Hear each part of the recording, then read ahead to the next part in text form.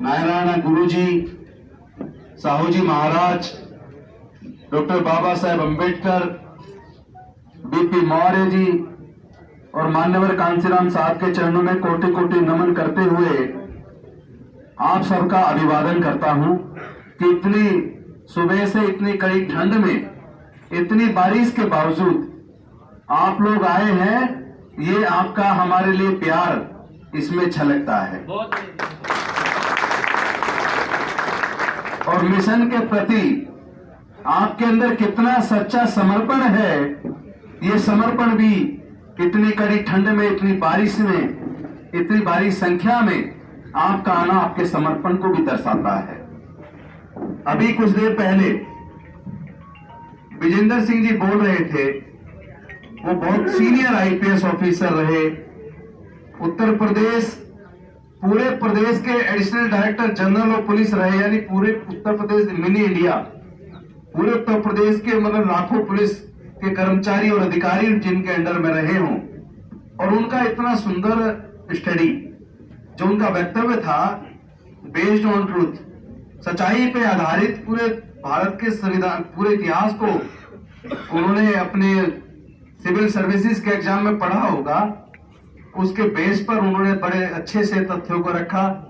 और मैं गर्व आज मुझे इसलिए भी हो रहा है कि हमारी एक साथी जो दिल्ली के अंदर सेक्रेटरी हैं मिशन जय भीम में, रोहिणी जी, उन्होंने जो एक सारगर्भित वक्तव्य रखा, उसमें मतलब ज्ञान की वो बातें जिसके लिए आपको किताबें कई सारी पढ़नी पड़ती, और उनके अपने उस 20-25 मिनट के वक्तव्य के अंदर उन्होंने पूरे ज्ञान की एक गंगा, ज्ञान का सागर उन्होंने अपनी उस वक्तव्य में रख दिया। मैं समझता हूं निश्चित तौर पर इन दोनों वक्ताओं के विचारों से आपको लाभ मिला होगा, और इन दो वक्ताओं के वक्तव्यों में आपको इतना कुछ आज सीखने को मिल गया कि अगर आपको यही सब पढ़ना पड़े तो आपको कई सारी किताबें अलग अलग राइटर्स की पढ़नी पड़ेगी, तब आपको इतना ज्ञान मिलेगा।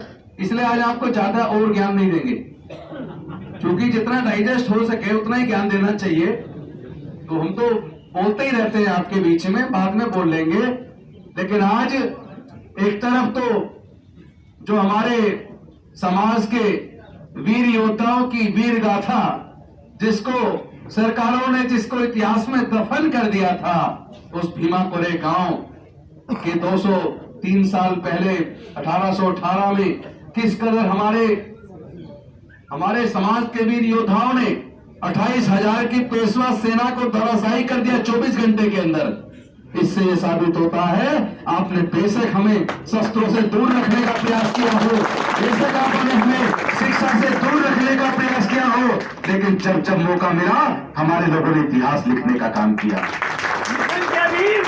जब मौका मिला तो डॉक्टर बाबा साहेब अम्बेडकर ने भारत का संविधान लिख दिया, और जब मौका मिला जोगिंदर प्रसाद मंडल ने, जोगिंदर नाथ मंडल जी ने पाकिस्तान का संविधान लिख दिया।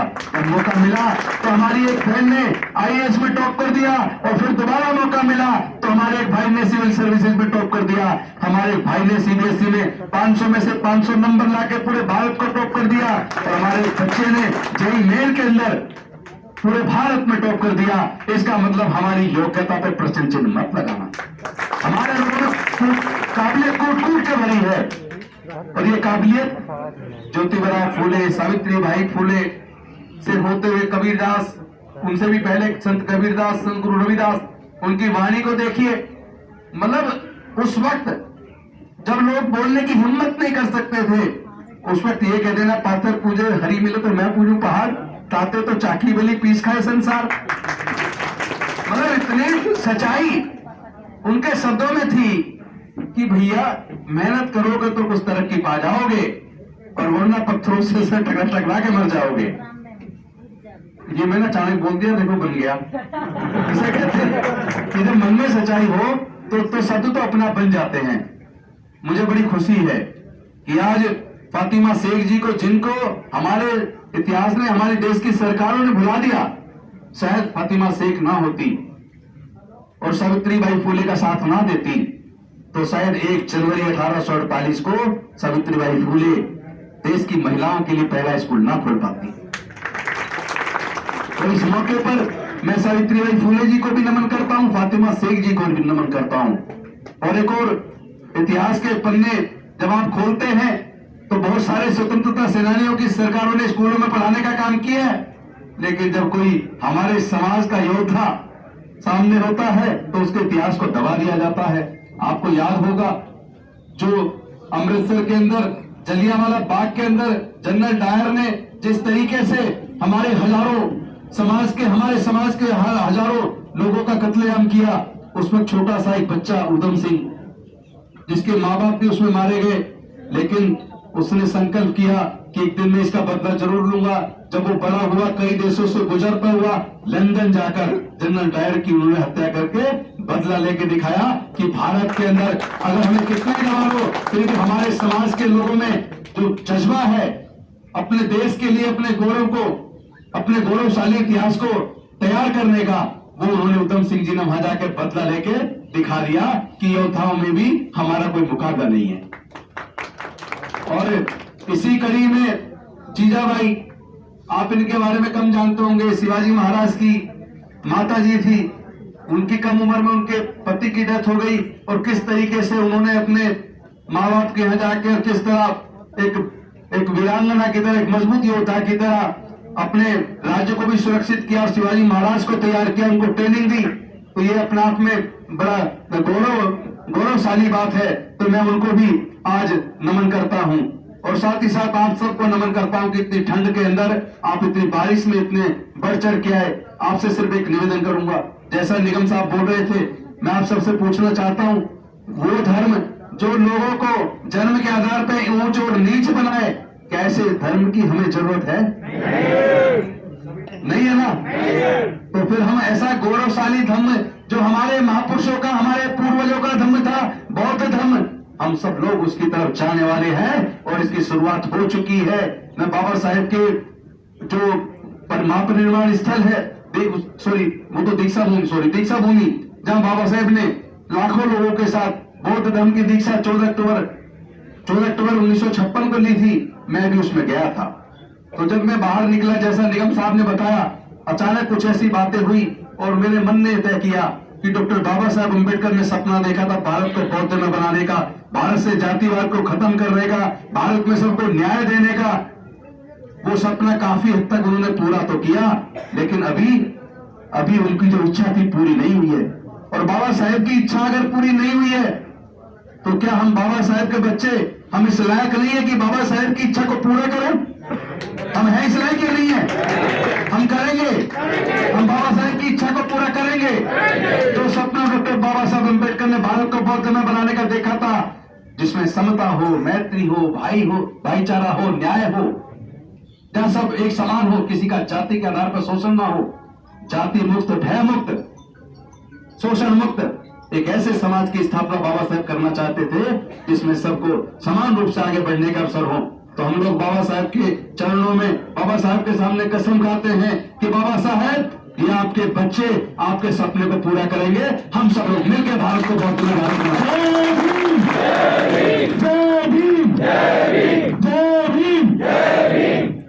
डॉक्टर बाबा साहेब अम्बेडकर जी का जो ये स्तूप है, शौर्य स्तंभ के बगल में बाबा साहेब की फोटो लगी, आपको दिख रही है? मैं चाहता हूं आप उस फोटो की तरफ देख के और बाबा साहेब अम्बेडकर जी से ये वादा करें कि डॉक्टर बाबा साहेब अम्बेडकर जी, आपने जो सपना देखा था भारत को बौद्ध में बनाने का, भारत को शोषण मुक्त बनाने का, भारत को किसी भी प्रकार से ऊंच नीच की भावना से मुक्त करने का और एक समता, मैत्री, भाईचारे पर आधारित न्यायपूर्ण समाज की स्थापना करने का, बाबा साहब अम्बेडकर, हम आपसे वादा करते हैं आपके इस सपने को हम पूरा जरूर करेंगे। एक बार सब बोलकर पूरा करेंगे ना? सब लोग तैयार हैं? पूरी तरीके से तैयार हैं? तो जोर से बोले जय भीम, जय भीम, जय भीम, जय भीम, जय भीम। तो आज हमारे कुछ साथी मिशन जय भीम के नए पदाधिकारी बने हैं, जिनमें से उत्तर प्रदेश का अध्यक्ष वीरेंद्र जी, जो सीनियर आईपीएस हमारे additional director general of police से रिटायर हुए, उनको उत्तर प्रदेश का अध्यक्ष बनाया गया है। और उन्होंने इसकी स्वीकृति दी है। मैं चाहता हूँ एक बार सबके सामने रूबरू हो जाए, आ जाइए, तालियों से जोरदार जितेंद्र जी का।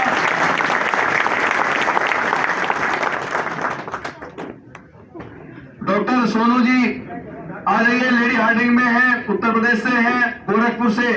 उनकी टीम में जनरल सेक्रेटरी उत्तर प्रदेश के मिशन जय भीम के, इनका वहां पे हाईवे के ऊपर इन्होंने हॉस्पिटल भी बनाया है और बहुत ही जुझारू कर्मठ हैं। जब से आंदोलन चल रहा है किसानों का, तब से लगातार मुफ्त में अपनी टीम के साथ वो सेवा देने का काम कर रहे हैं। आदेश माथुर जी पीछे खड़े हुए, वहीं से कोई बात नहीं, हाथ हिला दो। उत्तर प्रदेश के सेक्रेटरी बनाए गए हैं, अभी सिविल सर्विसेज की अपनी तैयारी कर रहे हैं। लेकिन मुझे पता है हमारे एक से एक काबिल योद्धा तैयार हो रहा है। आने वाले समय में बाबा साहब का सपना ये पूरी टीम मिलकर पूरा करेगी। तो एक और खुशी की बात है, हम सबने मिशन जय भीम के माध्यम से तय किया था कि जो हमारा इतिहास दफन किया गया, जो इतिहास हमारा छुपा लिया गया, हम खोद खोद के उस इतिहास को निकालेंगे और जितने भी हमारे महापुरुष हुए हैं, हम उनकी जीवनी कम शब्दों में, कम पेज में, ताकि ज्यादा लोग पढ़ पाए और सस्ते दाम पे छपवाएंगे ताकि लोगों तक पहुंचा सके। तो पहली पुस्तिका बाबा साहब के जीवन चरित्र पे हमने निकाली, जिसका अभी 1 महीने पहले 6 दिसंबर को अनावरण किया था। आज माता सावित्रीबाई फुले का बर्थडे है। आज उनके जीवन के ऊपर, उनके जीवन संघर्ष पे हमने उनका पूरा जीवन संघर्ष उस किताब के अंदर है और वो किताब आज हम उसका अनावरण करने वाले हैं। और आने वाले समय में बाबा साहब कैसे बने, केवल अपने दम पर अकेले नहीं बने, उनके पीछे किसी की कुर्बानी रही है, वह माता रमाबाई। फरवरी में उनका बर्थडे होता है, फरवरी के अंदर माता रमाबाई के जीवन के ऊपर भी किताब आने वाली है। और उसके बाद मार्च के अंदर 15 मार्च को मानव कांसीराम साहब का बर्थडे, जिन्होंने हमें राजनीतिक चेतना जगा के हुक्मरान बनने का सपना पूरा किया, उनकी किताब भी आने वाली है 15 मार्च को। फिर अप्रैल के अंदर ज्योतिबा फूले, फिर उसके बाद जो भी महापुरुषों के जन्मदिन आते रहेंगे, हम लोग अपने इतिहास को खोज खोज के निकाल रहे हैं। उनके ऊपर लिखने का काम मोहनदास नेमिस राय जी कर रहे, एक बार खड़े हो जाएंगे। और भी कुछ राइटर हमारे जो अच्छे राइटर हैं वो तैयार हो गए, वो कह रहे हैं कि हम भी आपको मदद करेंगे, हम भी लिखने में अपनी भूमिका निभाएंगे। अभी प्रोफेसर एन सुकुमार दिल्ली यूनिवर्सिटी से, उन्होंने कहा कि मैं भी लिखूंगा। और मैं समझता हूँ आने वाले समय में हमारे एक से एक बड़े जो काबिल विद्वान हैं, उनकी किताबें हमारे सामने मिशन जय भीम के माध्यम से आएंगी। और मैं समझता हूँ ये गौरवशाली क्षण है, ये गौरवशाली क्षण है कि ये मौका हमें मिला है। हम बाबा साहब के सपने को भी पूरा करेंगे, भारत को बौद्धमय बनाने का, और साथ ही साथ अपने समाज के महापुरुषों के इतिहास को निकाल के उनकी किताबें भी समाज के बीच में सस्ते दाम पर लाने का हम लोग काम करेंगे। ऐसा हमने संकल्प किया है। अब मैं चाहता हूं कि जो मिशन जय भीम के जो अलग अलग पदाधिकारी है, इससे पहले कि हम उनको नियुक्ति पत्र दें और उसके बाद सब लोग कुछ पकौड़े वगैरह या कुछ चाय का व्यवस्था है वो लेंगे।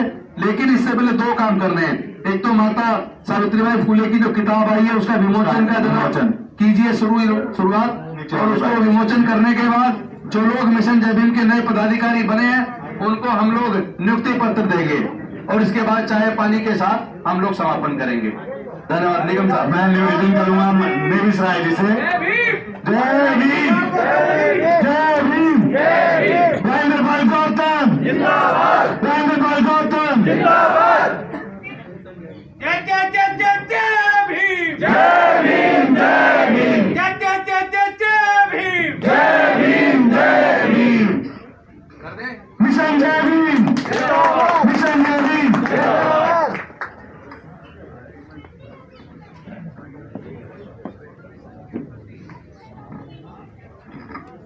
जाति तोड़ो, समाज जोड़ो, जाति तोड़ो, समाज जोड़ो, जाति तोड़ो, जाति तोड़ो।